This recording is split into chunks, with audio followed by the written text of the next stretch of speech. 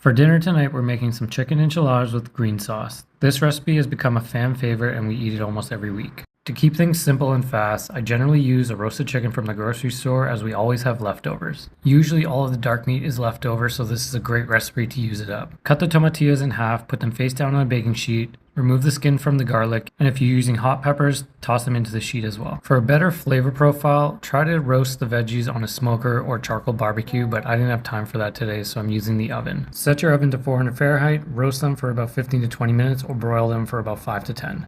While you're waiting, let's prep some of the other ingredients. Chop the stems off about half a handful of cilantro, get a lime, cut it in half, set aside. Next, you're going to need about 1 to 2 cups of chicken broth. I didn't have any, so I've been using the chicken broth cubes. I filled a small cereal bowl with water and added 2 cubes of concentrated chicken broth. Then stir it up to try to break up the cubes as best as you can. Set that aside, and now we're going to work on the chicken. Since I'm using a leftover grocery store chicken roast, I'm going to start taking apart the meat off the bones and make sure there's no other bones in there, and just set it aside on a plate. If you want, you can shred the meat or chop it up into smaller cube-sized pieces. By this point, the tomatillas should be pretty much done and ready to go. So get your blender out and start adding the tomatillas and the garlic and the cilantro along with some cumin, the juice from 1 lime, some salt and pepper, and the chicken broth, and add it all into the blender.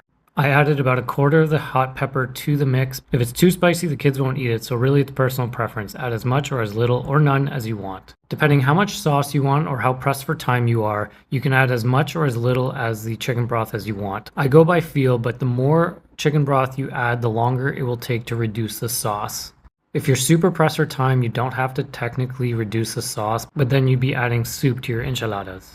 Once you blended the mixture nice and smooth, you're going to want to add it to a sauce pot on the stove on probably medium-high. Let it come to a boil and then start stirring it just so it doesn't stick, and then just check on it periodically. This will probably take 10-15 minutes. It's time to assemble your enchiladas. We're using flour tortillas just because it's a little easier and they're a little bit more pliable. Add the chicken and optional cheese, roll it up like a cigar, line them up in a sheet pan, and heat them up in the oven at 350 for about 10 minutes. At this point, the sauce is probably ready, so you can take it off the heat, put it aside. Now it's time to plate the food.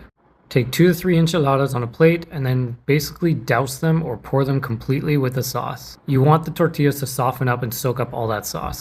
To be honest, it's not the most appetizing looking dish, but it is really good. If you've had this or want to make it, let me know below. Thanks for following.